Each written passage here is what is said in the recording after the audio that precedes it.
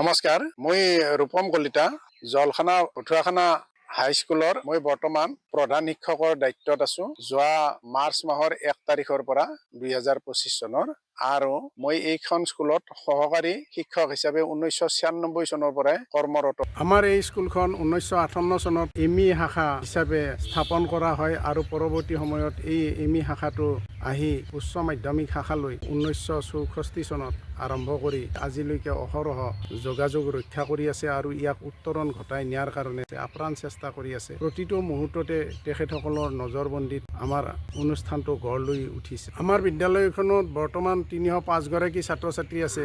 আমাৰ স্কুলৰ শিক্ষক শিক্ষয়িত্ৰীসকলে যথেষ্ট উৎসাহেৰে পাঠদান কৰি আছে আৰু তেখেতসকলক লৈ মই যথেষ্ট উৎসাহী আৰু আনন্দিত, কাৰণ কিয় তেখেতসকলে প্ৰতিটো মুহূৰ্ততে ছাত্ৰ ছাত্ৰীসকলক সহায় কৰি গৈ আছে।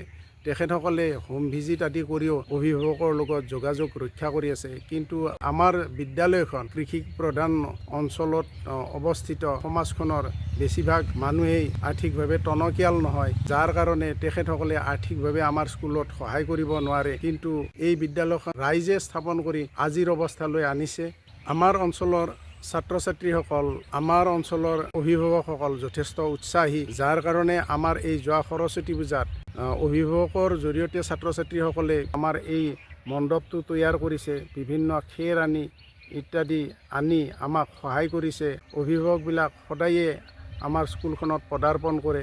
যদিওবা আমাৰ বিদ্যালয়ত যথেষ্ট আন্তঃগাঁথনিৰ অভাৱ, আমাৰ ছাত্ৰ ছাত্ৰীসকলৰ বিভিন্ন প্ৰতিভা আছে। আমাৰ ছাত্ৰ ছাত্ৰীসকলে পেপাৰ পত্ৰই লিখে। তাৰ উপৰিও এই বছৰ প্ৰত্যাশা ডেকা নামৰ ছাত্ৰী এগৰাকীক 8ম শ্ৰেণীৰ, তেওঁ সৰ্বভাৰতীয় পৰ্যায়ত সত্ৰীয়া নৃত্যত বেনাৰছত অনুষ্ঠিত হোৱা অনুষ্ঠানত প্ৰথম স্থান দখল কৰিবলৈ সক্ষম হৈছে। যোৱা 15 আগষ্ট তাৰিখে জিলাভিত্তিক ৰচনা প্ৰতিযোগিতাত 9ম শ্ৰেণীৰ ছাত্ৰ পলাশ কলিতাই জিলাৰ ভিতৰতে 2য় স্থান অধিকাৰ কৰিব পাৰিছে। ঠিক তেনেকুৱাকৈ বিভিন্ন প্ৰতিভাৱান ছাত্ৰ ছাত্ৰী আছে, কিন্তু আমাৰ ইনফ্ৰাষ্ট্ৰাকচাৰৰ যথেষ্ট অসুবিধা। আমাৰ ছাত্ৰ ছাত্ৰীসকল উৎসাহিত, কিন্তু আমাৰ ইয়াতে বিশেষ ধৰণৰ শিক্ষকৰ প্ৰয়োজন আছে। যেনে নাচ গানৰ শিক্ষক নাই, খেল ধেমালিৰ শিক্ষক নাই, অন্যান্য যিবিলাক শিক্ষক লাগে আমাৰ তেনেকুৱা ধৰণৰ শিক্ষক নাই। আমাৰ বিদ্যালয়ত যদিওবা আৰ্থিকভাৱে টনকিয়াল নহয় বা উন্নত নহয়, আমাৰ চৰকাৰীভাৱে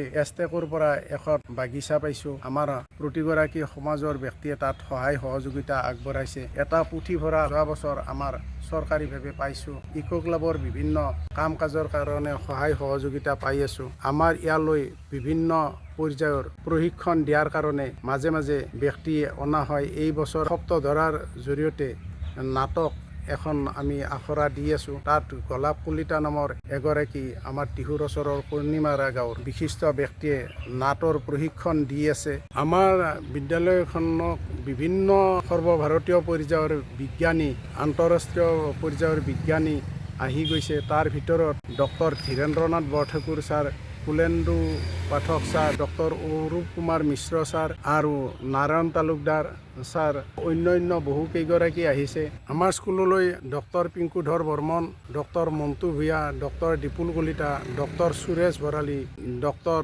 মৃদুল ডেকা আদি কৰি বিশিষ্ট ব্যক্তিসকল আহি গৈছে। এই বিশিষ্ট ব্যক্তিসকলে আমাক যথেষ্ট দিহা পৰামৰ্শৰে উৎসাহিত কৰি আছে। কিন্তু আমাৰ বিদ্যালয়ৰ আন্তঃগাঁথনিৰ অসুবিধা যথেষ্ট আছে, যেনে প্ৰেক্ষাগৃহ নাই, বিভিন্ন লেব নাই। ঠিক তেনেধৰণে আমাৰ স্কুলৰ যিটো মূল গৃহ সেইটো বৰ ভাল নহয়, ছাত্ৰ ছাত্ৰীৰ উপযোগী নহয় বৰ্তমানো। যদি আমাৰ জিলা পৰ্যায়ৰ আৰু ৰাজ্যিক পৰ্যায়ৰ বিষয়াসকলে আমাক দিহা পৰামৰ্শ আগবঢ়াই বিভিন্ন কাম কাজ কেনেকৈ কৰিব পাৰি আৰু স্কুলখন আগুৱাই নিব পাৰি, অঞ্চলটোক কেনেকৈ আগুৱাই নিব পাৰি, স্কুল পৰিদৰ্শক মহোদয়ে মাজে মাজে স্কুলখনৰ খবৰ পাতি লয়। আমাৰ জিলা প্ৰশাসনৰ ফালৰ পৰাও মাজে মাজে খবৰ পাতি লয়, কিন্তু আমাৰ আন্তঃগাঁথনিৰ দিশটো তেখেতসকলে অলপ চাই দিলে যথেষ্ট আনন্দিত হ'ম।